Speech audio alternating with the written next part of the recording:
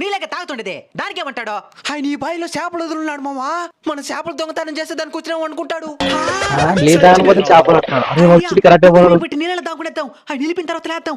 అన్న ఊపిరి పెడితే చచ్చిపోతారన్న నీళ్ళలో. ఎవడు లేదు సచ్చునుంటాడు. టెంకాయతో కొట్టిండు పద్ధతి అప్పుడు వచ్చింది.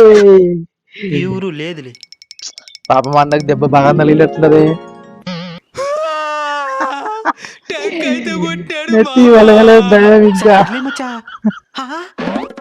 మచ్చా ఈ బావిలో పాములు ఉన్నాయా? నీళ్ళలో పాములు ఉంటాయి బాబా. నీ భుజం మీద ఉండేది అన్న పాములు ఎక్కడ కాదన్న, నీ భుజం పైన ఉంది, టీషర్ట్ కాదు. లబ్బర్ బొమ్మ కనిపిస్తున్నది. ఏం చేస్తావు? కొరుకుద్దేవో. అది కొరుకుద్దని నిన్ను కొరుకుదని కాదు.